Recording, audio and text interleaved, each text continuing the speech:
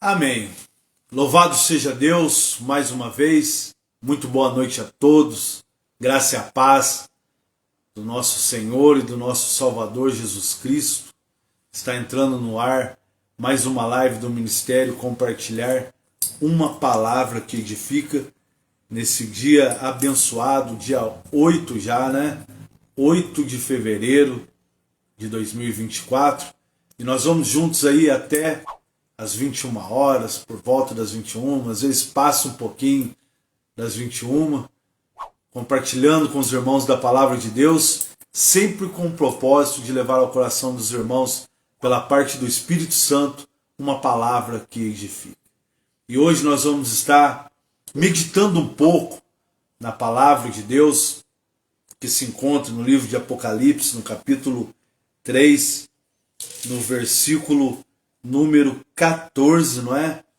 A epístola que o apóstolo João, por intermédio do Espírito Santo, revela a ele aquilo que Deus trouxe a Jesus Cristo para que fosse escrito e transmitido ao anjo das igrejas, ao anjo de cada das igrejas. E hoje nós vamos estudar a igreja de Laodiceia, porque o período apocalíptico ele é dividido em sete partes, não é?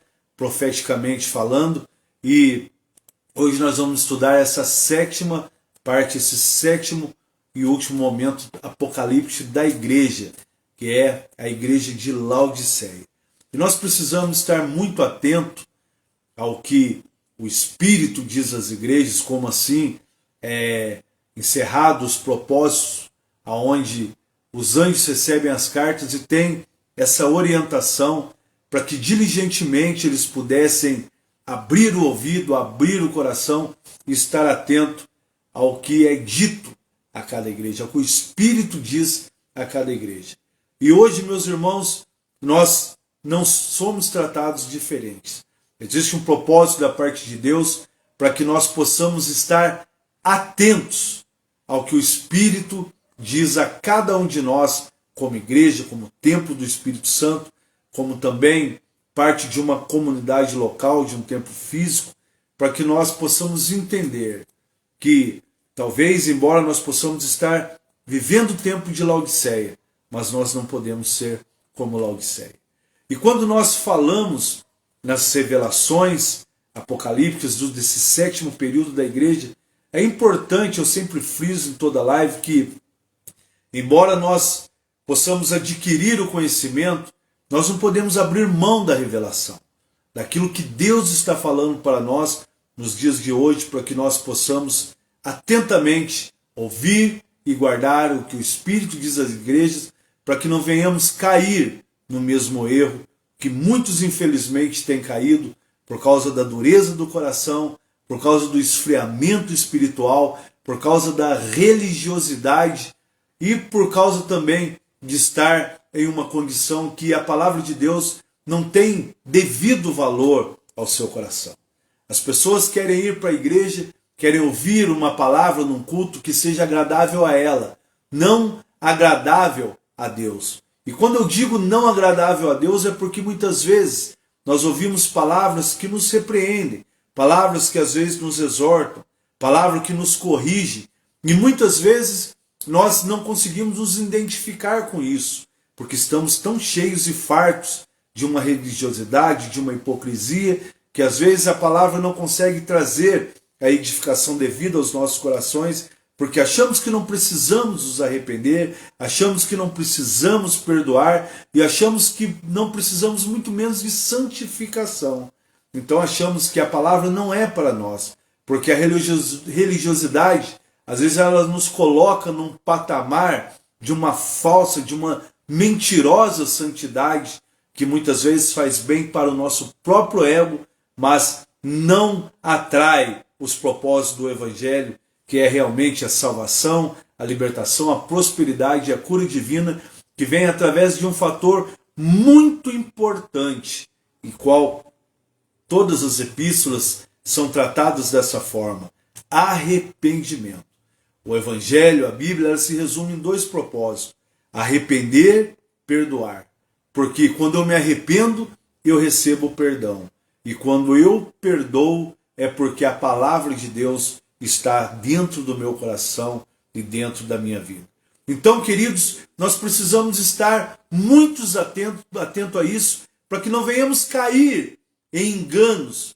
E por isso o Senhor nos aponta, através da revelação do Espírito Santo, as cartas, para que nós possamos nos identificar, porque elas são um retrato da igreja nos dias de hoje. Então, fique conosco até às 21 horas, vamos meditar, vamos buscar a revelação através da palavra de Deus, para que o Espírito Santo fale conosco. E você pode estar deixando aí os seus comentários, não é? Fazendo o seu pedido de oração também, porque como final de todas as lives, nós oramos a Deus e juntos ligamos, unimos a nossa fé num propósito para que o Senhor alcance a sua vida através das suas misericórdias e as bem-aventuranças, as promessas, tudo aquilo que Deus tem na Bíblia faça parte da sua vida e você seja alcançado em nome de Jesus. Então vamos lá, Apocalipse capítulo 3, versículo 14. Algumas pessoas têm uma caneta, têm um caderno, estão com suas Bíblias na mão, fazem as anotações, não é? Para que possam posterior estar estudando tudo isso, não é? E complementando isso que nós vamos estar meditando nessa noite. Diz assim a palavra do Senhor no versículo 14. Ao anjo da igreja que está em Laodiceia escreve: isto diz o Amém. A testemunha fiel e verdadeira, o princípio da criação de Deus. Eis, eu sei das tuas obras, que nem és frio e nem quente. Tomara que foras frio ou quente. Assim, porque és morno e não és frio e nem quente, vomitar-te-ei da minha boca.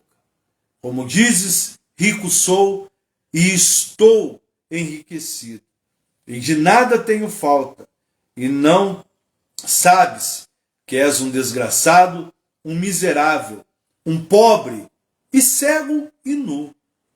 Aconselho-te que de mim compres ouro provado no fogo, para que te enriqueçais, e vestes brancas, para que te vistas, e não apareça a vergonha da sua nudez, e que unge os teus olhos com colírio, para que vejas. Eu repreendo e castigo todos quanto amo, se pois zeloso, e arrepende-te. Eis que estou à porta e bato. Se alguém ouvir a minha voz e abrir a porta, entrarei em sua casa, cearei com ele e ele comigo. E ao que vencer, lhe concederei que se assente comigo no meu trono, assim como eu venci e me assentei com meu Pai no seu trono. Quem tem ouvidos para ouvir, ouça o que o Espírito diz às igrejas. Assim se encerra, então, queridos, o 7º período apocalíptico da igreja. E como cristãos que nós somos, nós precisamos entender que existe uma direção profética e tudo isso que está escrito se cumprirá na vida de cada um de nós e na igreja do nosso Senhor. Para que nós possamos entender um pouco de tudo isso, porque que Jesus Cristo usa essas linguagens, vestes brancas, ouro provado no fogo, colírio para que vejas, nós precisamos entender o período no qual esta epístola foi escrita. Era já a era de 100 anos após Jesus Cristo. Era uma era muito interessante, aonde essa cidade, que antes se chamava Diásporas, que quer dizer cidade de Zeus, uma cidade grega, aonde se cultuava uma divindade pagã chamada Zeus. Laodiceia, meus irmãos, como as cidades daquela região da Ásia, que foram várias vezes destruídas por terremotos e precisavam ser também construídas várias vezes, foi uma cidade que também viveu esse propósito. E num determinado período, quando Antíoco Epifânio, Antíoco II, não é? Passou ali por várias daquelas cidades e destruiu várias cidades ali na Grécia, que hoje é a Turquia, esta parte das igrejas, inclusive a de Laodiceia, que se encontra hoje na Turquia. Antíoco destruiu várias cidades, mas quando ele chegou na cidade de Diáspores, ele ia destruir essa cidade, mas a sua mulher, Laodice, ela se encantou tanto por essa cidade que ela pediu a ele que ele lhe desse essa cidade.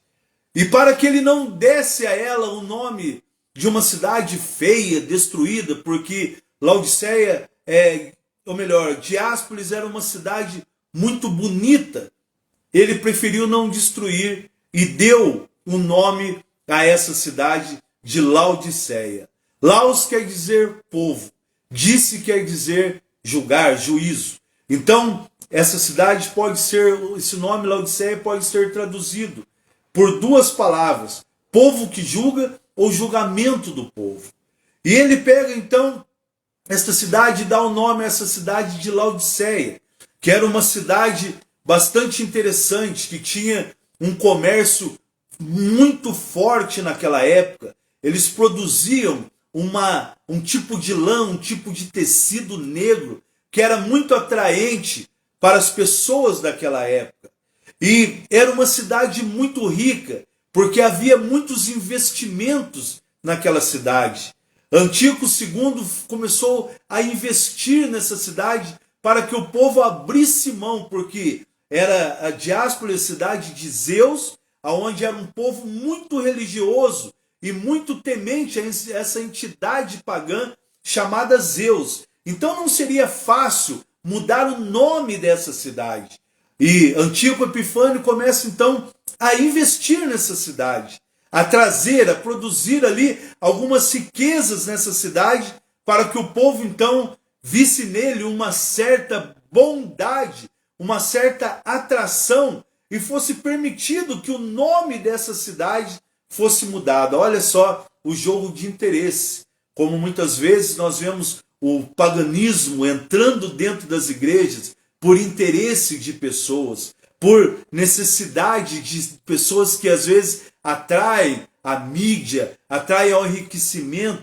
Então não foi diferente naquela época, não é? Antíoco Epifânio começou a investir, começou a trazer melhorias, riquezas e muita coisa para a cidade. O povo falou: sabe uma coisa, esse cara é bacana, esse cara é bom, vamos abrir mão, não vamos chamar a cidade de Zeus não, vamos chamar de, vamos deixar o nome que ele quer dar. Ele quer dar o nome de Laodiceia, não tem problema, o que importa é o que ele está fazendo para a igreja.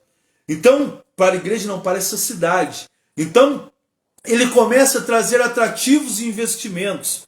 Como eu disse, ali havia um centro de universidade muito importante naquela época, que era uma escola de medicina que tinha sua especialidade em oftalmologia. Então, era o centro da medicina no que diz respeito à oftalmologia ali na cidade de Diáspores, não é? E eles tinham uma produção muito importante também de metais como ouro e também dessa lã negra, não é? Desse tipo de tecido negro, que por sinal era o centro da moda naquele século.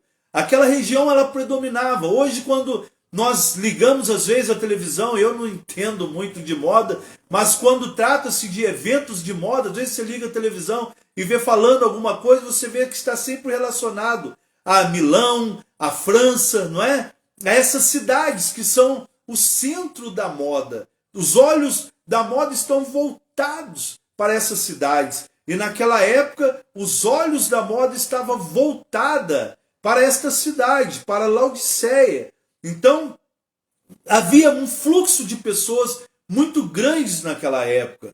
E o apóstolo Paulo, então, se identifica com a sua estratégia, com a pregação do evangelho, e ali ele começa a estabelecer, não é? Uma igreja que na época não tinha ainda os seus templos, eram as igrejas em casa, chamados no grego original de domus ecclesia, ou seja, casa-igreja ou igreja em casa, que foi assim que se originou todas praticamente as igrejas do Antigo Testamento no período apostólico. O apóstolo Paulo, então, ele fazia o quê? Ele chegava numa cidade, o primeiro lugar que ele procurava era a sinagoga, era o templo dos judeus. Até porque ser cristão naquela época não era... O cristão não era bem visto, como nós vimos nos estudos da outra igreja. Inclusive eram chamados de cristãos como uma forma de zombaria. Não é? Eles zombavam, olha aí o cristão, ou seja, olha aí o sem vergonha, não é?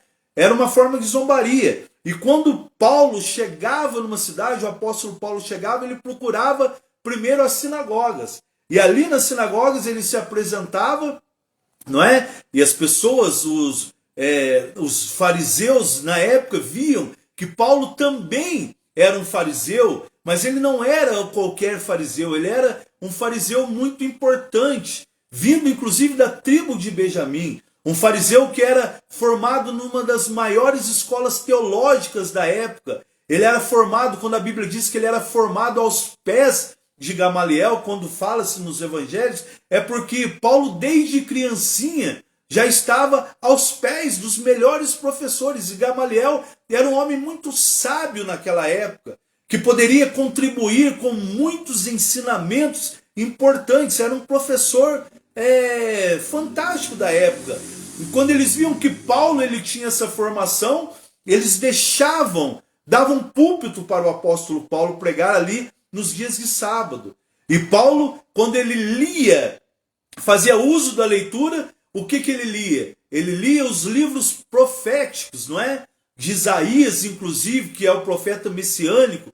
E ali quando ele falava, quando ele começava a explanar, quando ele começava a explicar e a ensinar, todos começavam a admirar Paulo pela sua inteligência e pela sabedoria. Aí o que acontecia? As pessoas, olha, foi como se fosse hoje, né? Foi uma bênção o culto, olha, aprendemos muitas coisas. Aí Paulo voltava no sábado seguinte, e aí as sinagogas já estavam lotadas. Aí ele pregava sobre Jesus, ele pregava sobre o evangelho. Por que ele não pregava na primeira vez? Porque se ele falasse de Jesus na primeira vez, ele já seria expulso. Porque o cristianismo era uma religião ilícita naquela época. Não tinha direito de cultuar, de adorar a Jesus Cristo, eles eram perseguidos. Não poderiam ter templos físicos. E aí quando Paulo falava de Jesus Cristo, aí ele era expulso.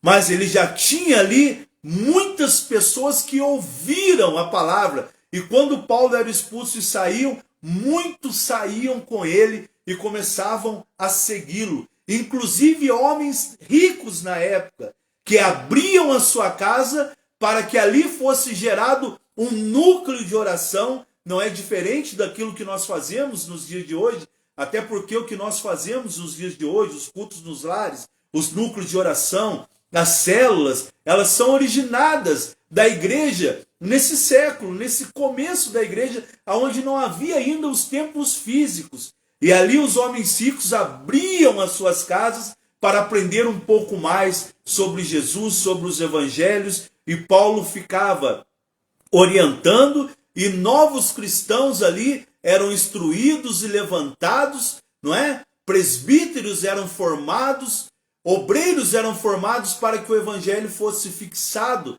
ali naquela casa. E quanto mais o evangelho era pregado, mais crescia, até chegar, não é, nesse período bizantino onde é escrito, é levantado a igreja agora templo de Laodiceia, porque o evangelho começou a crescer e se propagar. Olha que interessante, não é? As estratégias que os apóstolos tinham na época. E aí o que acontece? Forma-se então, agora na cidade de Laodiceia, uma igreja muito forte, uma igreja muito poderosa no evangelho, uma igreja que, numa cidade que era muito rica, e começam então, agora, a não dar mais importância ao evangelho, e começam a entender que tinham muito dinheiro, que tinham muitas coisas, que tinham muitos bens, que não tinham falta de nada.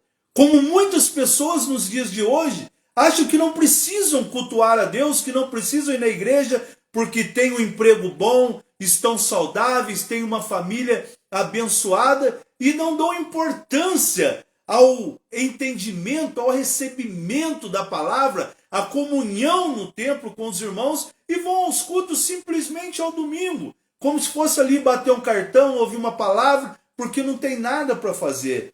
Laodiceia estava agora vivendo esse tempo, porque eles eram ricos e o mundanismo, as modas, as coisas já haviam entrado dentro da igreja. Eles davam mais valores às reuniões ali sociais, ao formalismo, e se achavam, não é, tops, que já sabiam de tudo, que conheciam todos, que não precisavam mais de nada.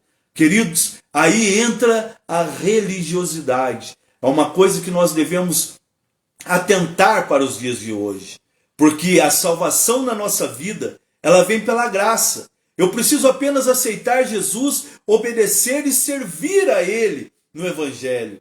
E agora o povo estava ali achando que não precisava de nada, porque a religiosidade estava dentro da vida deles. Eles conheciam a palavra, eles tinham um lugar para cultuar, eles não tinham mais, não eram mais perseguidos. Então estava tudo muito solto, tudo muito fácil, como está nos dias de hoje. Enquanto outros achavam, não, eu sei, eu posso, olha, rico eu sou. Inclusive Jesus até, ele usa, não é, essa palavra para tratar de Laodiceia, como diz no versículo 17, rico eu sou, estou enriquecido e de nada tenho falta. Olha só, como muitos hoje pensam.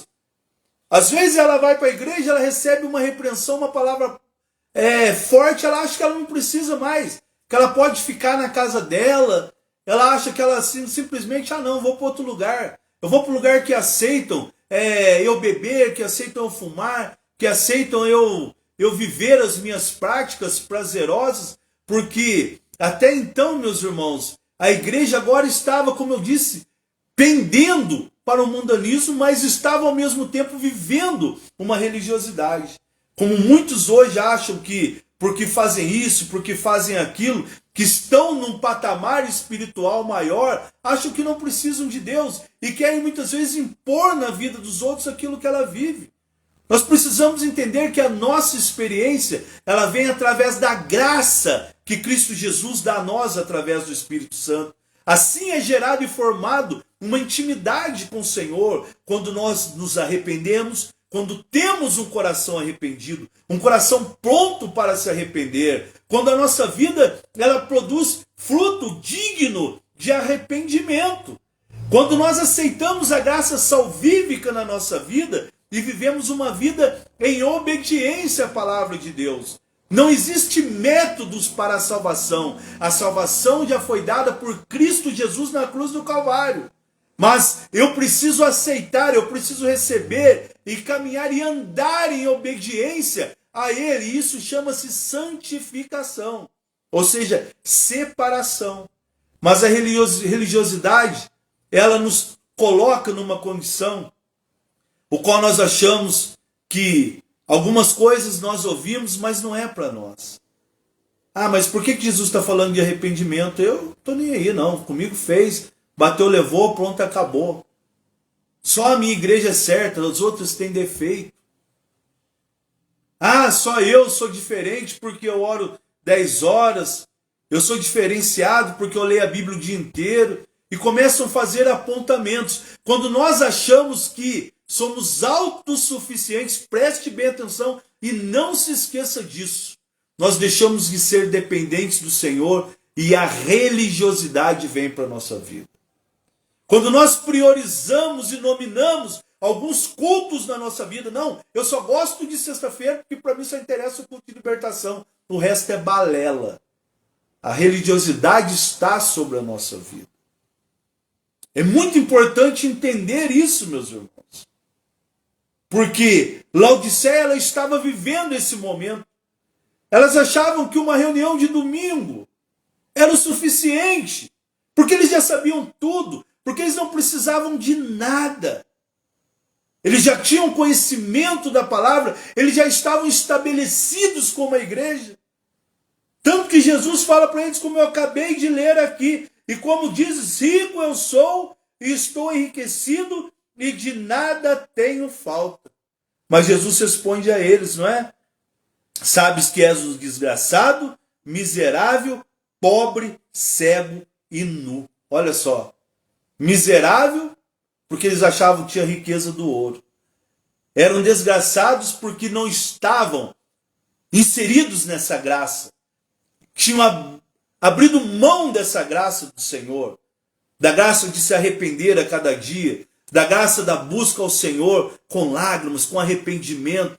Da graça de entender que por mais dura que seja a palavra que nós lemos ou que nós escutamos, ela tem poder para nos salvar e ela tem um propósito de trazer a nós o arrependimento para a salvação da nossa alma. Deus não fala em vão, meus queridos. Sempre existe um propósito. E a palavra que mais nos fere é a palavra que tem um propósito de nos curar. Quando Isaías ele tem aquela visão no livro do profeta Isaías, que ele olha para Israel e vê que Israel estava toda ferida, cheia de chagas podres, e eram feridas que não eram amolecidas e espremidas. Então a palavra de Deus ela vem para espremer a ferida, para lançar fora o excremento da arrogância, o excremento da prepotência, o excremento da falta de perdão, o excremento da religiosidade, que muitas vezes nós nos colocamos numa posição elevada aos outros. O óleo, ele tem esse propósito. E o Senhor fala que eles eram desgraçados e miseráveis. Porque ao mesmo tempo que eles achavam que eles tinham tudo, na verdade eles não tinham nada. E o que importa para Deus não é o que eu tenho diante dos homens, mas o que eu conquisto e recebo através da graça e do sangue do Cordeiro sobre a minha vida. Aleluia! E ele fala, miserável, pobre, cego. Olha só. Olha a linguagem que Jesus usa. Laodicea, onde estava o quê? As maiores faculdades de medicina voltado ao estudo da oftalmologia. Olha só, cego e nu. Olha que interessante.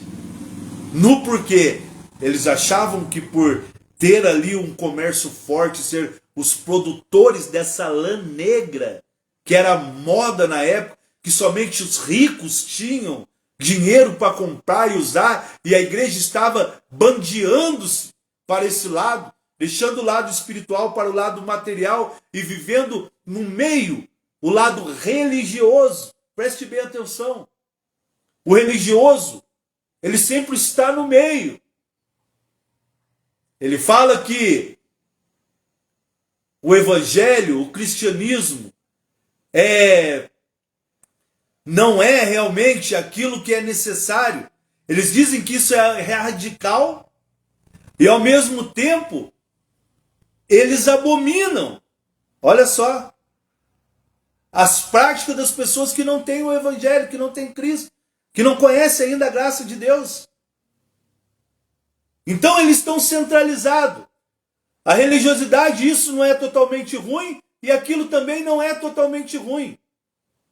Estão no meio. Outro dia eu falei numa live, né? Até a missionária Rosângela está acompanhando a live. Ela gostou muito da explicação do estar em cima do muro, não é? E aqui Jesus ele fala exatamente isso. Não é quente e nem frio. É o quê? Morno. E Jesus fala para eles, olha, aconselho-te que de mim compres, versículo número 18. Ouro provado no fogo. Quem vem acompanhando conosco os estudos, desde o primeiro capítulo de Apocalipse, entendeu que o ouro fala da purificação. E a purificação, ela está associada à renúncia, ao arrependimento, ao liberar o perdão e ter uma vida de santidade. Jesus fala para eles, olha, esse ouro que vocês têm aí, ó, que a cidade produz, esse metal precioso, que vocês acham que tem em abundância e são riquíssimos, vem aqui em mim. Eu tenho o verdadeiro ouro provado no fogo. Olha que maravilha. Para que te enriqueça. Eu não posso me enriquecer com ouro material, mas com a purificação, com o ouro espiritual, eu me torno rico. da graça, da comunhão, da plenitude e da presença de Deus na minha vida. O nosso enriquecimento não pode ser medido pelo bem que nós possuímos, mas pela comunhão que nós temos com o nosso Senhor. Olha que instrução fantástica e maravilhosa, porque como eu venho dizendo no princípio de todas as epístolas, Jesus escreve e fala a linguagem para que eles se entendessem claramente naquela época.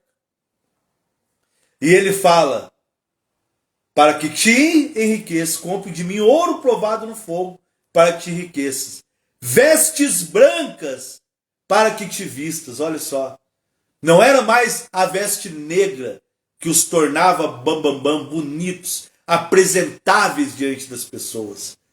Ele fala, vestes brancas, olha só, para que te vistas. As vestes, como eu sempre tenho falado, a Bíblia nos aponta as vestes, o significado das vestes é a condição espiritual do homem. As vestes falam da identidade do homem. Jesus fala, essas vestes aí que está na moda, isso não serve. Compre de mim, eu tenho vestes brancas para você vestir. As vestes do perdão, as vestes do arrependimento, as vestes da renúncia, vestes de alegria por ser uma nova criatura na presença de Deus. Vestes brancas para que te vistas. Aonde nós somos, talvez, não reconhecidos diante dos homens, mas somos reconhecidos diante de Deus. Vestes brancas fala da nossa condição de santidade e purificação diante do Senhor. Olha só. E não, para que não apareça o quê? A vergonha da sua nudez. Porque se eu tenho outras vestes, que não são as vestes que o Senhor nos dá, a nudez, ela fala do pecado, daquele que não está coberto pelo sangue do Senhor, daquele que não tem o amor de Cristo na sua vida de forma incondicional. O desejo de Deus é que a nossa vergonha não seja vista diante deles. Por isso ele nos dá vestes brancas para vestir. E que unja os olhos com colírio para que veja. Preste bem atenção. Por Laodiceia estar associada ter ali associada a Laodiceia uma faculdade de oftalmologia, que era o centro da época, Laodiceia tinha duas coisas para oferecer à população e ao visitante, ao povo que estava lá. Era uma cura através da medicina e riqueza através da comercialização de seus bens.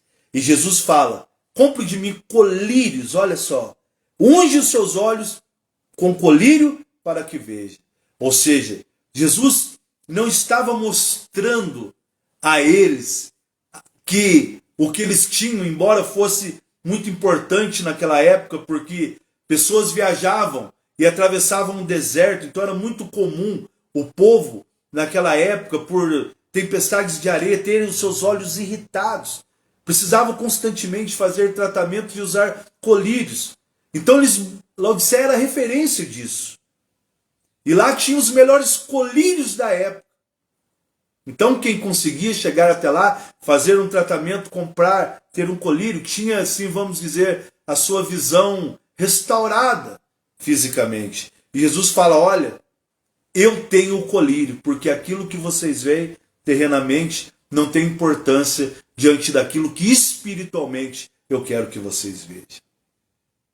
Então Jesus estava falando para ele, olha, as lutas, as tempestades, a religiosidade tem fechado os seus olhos, tem irritado os seus olhos espirituais.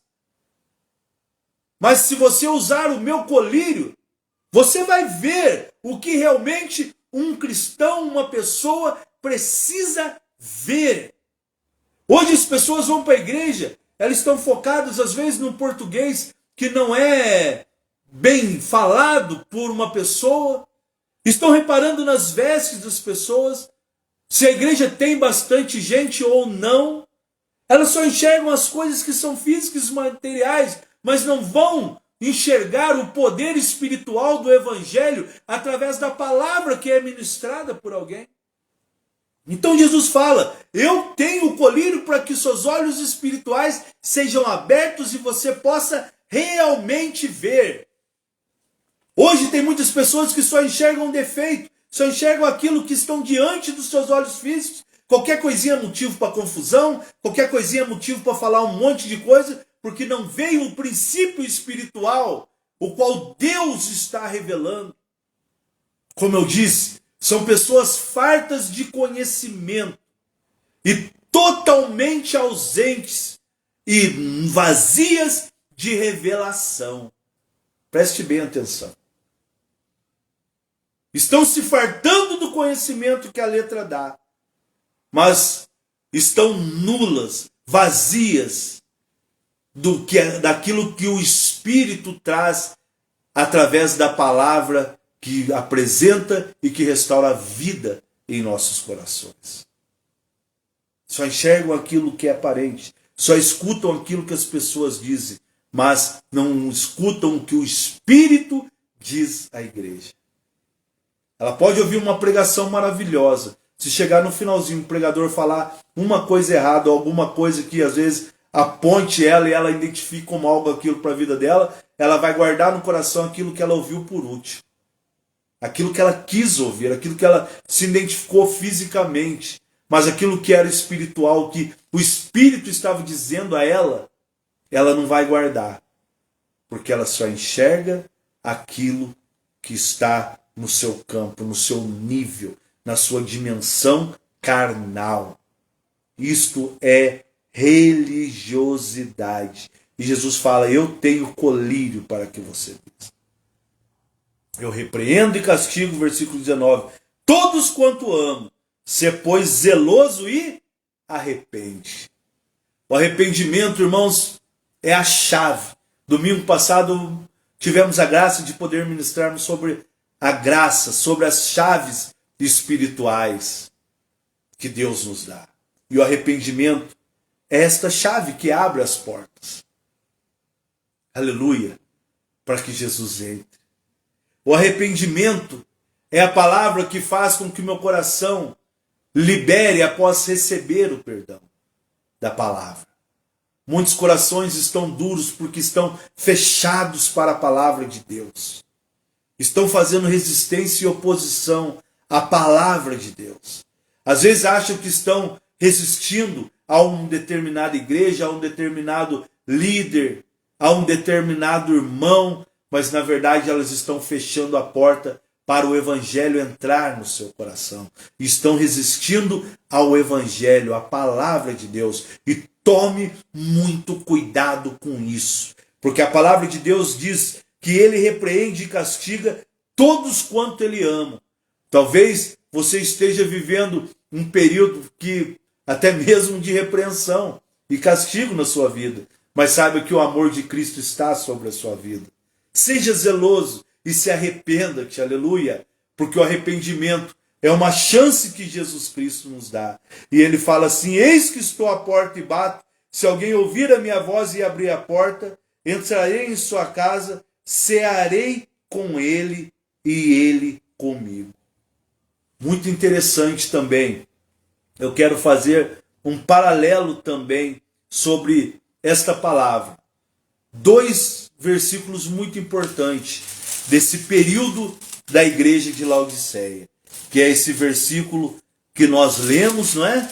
E esse versículo e o versículo número 15, que ele diz, eu sei das tuas obras, que nem és frio e nem quente, tomaras for frio ou quente. Eu quero fazer um paralelo entre esses dois versículos, por isso eu deixei o 15 e o 20 para esta parte da meditação. Laodiceia era uma igreja, como eu disse, tinha se tornado uma igreja religiosa. E uma igreja religiosa, ela não adora a Deus na presença de Deus. Olha que detalhe interessante. Jesus Cristo fala, eis que estou à porta e bato. Ou seja, Jesus Cristo estava pelo lado de fora. Assim é uma pessoa religiosa. Jesus não participa do seu culto. Jesus não participa daquilo que é ministrado sobre a vida dela. Jesus está para o lado de fora. Ela ouve e recebe aquilo que interessa a ela. Aquilo que é agradável a ela. aquilo que aparentemente é uma necessidade dela, mas não aquilo que ela precisa, não aquilo que o Espírito quer dizer à igreja. Laodiceia se tornou uma igreja que adorava Jesus Cristo, mas Jesus estava para o lado de fora. Eles se entravam espiritualmente falando, fechavam a porta, ali faziam um culto que era agradável a eles, ali participavam as pessoas que eram convenientes a eles. Era como se fosse uma panelinha. Não, isso não tem nada a ver com a igreja nos dias de hoje, pastor. Igreja de hoje não existe panelinha. As igrejas de hoje não estão focadas no mundanismo, na roupa que o pastor usa, na roupa que o irmãozinho usa ou o outro usa. Não, as igrejas de hoje não estão focadas nisso. As igrejas de hoje não reúnem para cultuar a Deus numa forma de comunidade, numa forma de comunhão, não. Ah, eu vou abraçar aquele irmão? Não, eu não. Tenho até medo de ficar perto daquele irmão. Eu vou abraçar aquele ali que é mais cheiroso. Vou abraçar aquele ali que tem uma condição financeira melhor. Olha, isso não tem nada a ver com os dias de hoje, não. Não é? Laodiceia estava vivendo isso. Era uma igreja que fazia, inclusive, acepção de pessoas, meus irmãos. Se tornou esta igreja. Jesus disse, eu estou à porta e bato. Ei, eu quero participar desse culto. Você está lendo a sua Bíblia? Eu quero estar junto com você, eu quero ler. Opa, você está orando? Quero estar junto com você. O religioso, ele cultua Deus nunca na presença de Deus. O religioso está no meio. E por isso que o Senhor fala agora, voltando no versículo 15. Eis que estou à porta e bato. Olha só, perdão. No versículo número 15. Eu sei das tuas obras que não és frio e nem quente. Tomaras for frio ou quente. Outra linguagem muito específica para a condição daquela cidade de Laodiceia. Existem 3 vertentes. A última, ela é mais comprovada. A primeira vertente é que Laodiceia tinha arqueodutos que alimentavam com água as cidades. Arqueodutos hidrográficos, não é, que vinham de várias fugiu a palavra agora. Arqueodutos que vinham de várias cidades. Então, o que acontecia? Vinha água quente de um lugar, água fria de outro lugar, e essas águas caíam em cisternas, se misturavam e tornavam-se mornas. Essa é uma vertente. A segunda vertente é que vinha de um lugar muito longe, também através de arqueodutos. E essa água, pelo sol escaldante, ela ia aquecendo, aquecendo, e quando chegava lá, chegava morna. Mas a terceira é a mais, inclusive, teólogos e arqueólogos, estudiosos, não é? Arqueólogos que compactuam com os ensinamentos, inclusive, estiveram lá na Turquia, não é? Porque agora não é mais, como nós vimos, não pertence mais à Grécia, mas sim à Turquia. Eles dizem que vinham de umas termas. E essa água chegava já morna naquela cidade. E era uma água muito salobra, com gosto ruim, eles dizem. Inclusive as águas que faziam os remédios escolhidos lá, eram águas totalmente... não eram águas potáveis. Eram águas que não podiam ser bebidas, consumidas. E eles dizem que até hoje o gosto dessa água ainda é meio barrenta. Então essa água morna chegava. E quando a pessoa estava com muita sede, ela tomava bastante essa água, dava aquela golada, na hora gerava uma ânsia, ela vomitava. Por quê? Inclusive até nos dias de hoje, você pode tomar uma água quente, ela não te dá ânsia. Uma água gelada, ela não te dá ânsia. Você tomar uma água morna, ela bate no estômago, dá ânsia na hora. Na hora. E por isso que Jesus fala, não é quente nem frio, é morno. Vomitar-te-ei da minha boca. Porque aquele que está em cima do muro, ele gera ânsia. Não tem como ficar dentro. Ele é lançado para fora. E Jesus quer que você seja frio para apaziguar, para ter entendimento, para agir em situações complicadas. Ele quer que sejamos frios ou quentes, para trazer um aquecimento, para trazer uma alegria, para trazer uma motivação, um entusiasmo àqueles que precisam, para sermos fogo. Por isso que ele diz: quem dera for frio ou quente. Porque a água quente não dava ânsia. Não era legal, mas não dava ânsia. A fria, ela matava ali a sede, ela refrescava. Agora a morna, ela apresentava ali os seus gostos. Ela apresentava ali toda a sua, aquele gosto barrento. A água quente e a fria, ela disfarçava isso. Dava para ser consumida, mas a morna não. A morna trazia tudo isso à evidência. Então, por isso que eu digo que a mornidão está associada com a religiosidade. O religioso, ele não está nem aqui e nem ali, ele está em cima do muro. O religioso, ele quer agradar todo mundo. Ele quer agradar. Se ele está no meio da roda dos escarnecedores, ele escarnece. Não tem problema não. Se ele está no meio da roda ali dos pentecostais, ele é pentecostal também. Mas a sua posição é essa. Ele não está nem lá e nem aqui, ele está aqui, ó, no muro, no meio. Cuidado, meu irmão e minha irmã, porque esses não são suportados por Jesus Cristo. Esses não conseguem ter comunhão e se manter firme na presença de Deus. Esses geram um mal-estar e Jesus Cristo diz: vomitar-te-ei. Então você vê que ele usa linguagens específicas para que ficasse bem claro a igreja de Laodiceia. E hoje nós estamos, talvez como eu disse no começo da live, embora estejamos vivendo esse período de igreja, nós não podemos ser como essa igreja. Estar passando pelo período é uma coisa, agora sermos iguais é coisa totalmente diferente. Precisamos abrir o nosso coração e deixar ele entrar, e deixar ele ceiar, e deixar ele participar, e deixar ele ser íntimo de cada um de nós, porque a ceia é um momento de intimidade, de gratidão, de reconhecimento, de honra. Vocês estão conseguindo entender? Deixa ali o comentário, amém, pastor, eu estou entendendo. Porque não podemos permitir que o nosso culto não tenha a presença de Deus.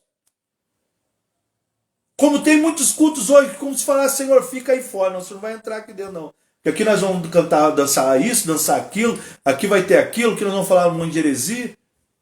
Mas ele fala: estou à porta e bato. E ele diz no versículo 21, ao que vencer, lhe considerei que se assente comigo no meu trono, assim como eu venci e me assentei com meu Pai no seu trono. Quem tem ouvidos, ouça o que o Espírito diz às igrejas. Assim nós encerramos esses 7 períodos apocalípticos, períodos proféticos para a igreja, períodos proféticos para a minha vida e para a sua vida. E que nós possamos abrir os nossos ouvidos espirituais, ouvir o que o Espírito está dizendo a mim e a você nesse período.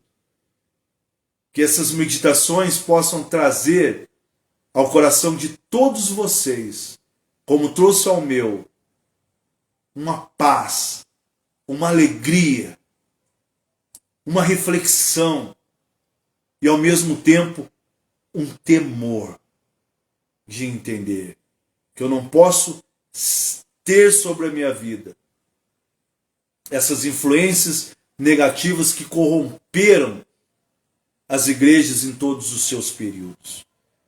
Mas que eu preciso entender que existe uma voz profética para a minha vida, para gerar no meu coração edificação, correção, trazer paz, para que a graça de Deus se manifeste a cada dia, a cada momento na minha vida, e eu possa transmitir para a vida dos meus irmãos, para a vida da minha família e de todos aqueles que de alguma forma estão ao meu lado e estão ao meu alcance. Que Deus possa te abençoar. Espero ter contribuído para o crescimento espiritual dos irmãos.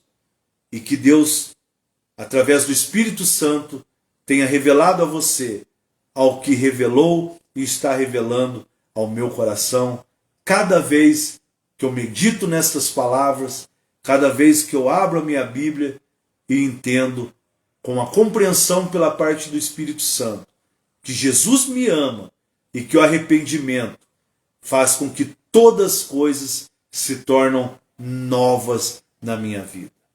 Nós vimos em Filadélfia que o novo de Deus existe e ele é para cada um de nós.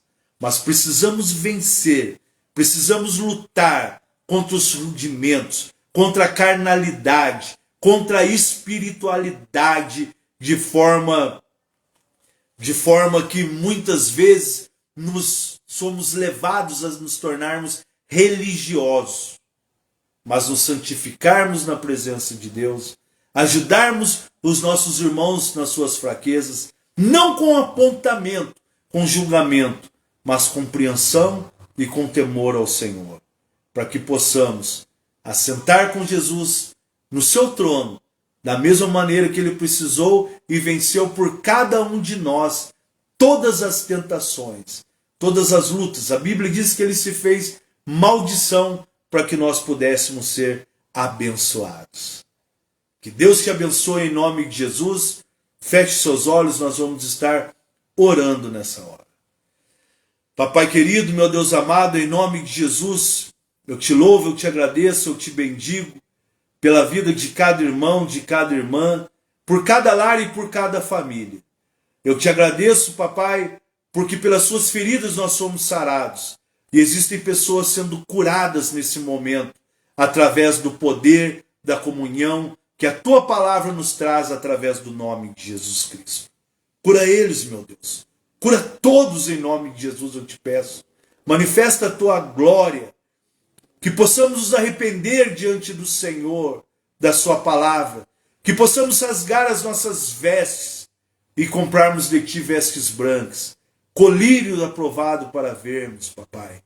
Que possamos, em nome de Jesus, nos enriquecer com o ouro do arrependimento, com o ouro da aprovação, o qual nós vencemos em Cristo Jesus e através do seu sangue. Continua nos abençoando, papai. Continua nos mantendo firmes e fortes em comunhão com o Senhor. E que jamais fechemos a porta para o Senhor, mas que ela esteja aberta para que o Senhor entre e veja o que está dentro de nós, o que está além da porta, o que está aberto para os seus olhos, papai.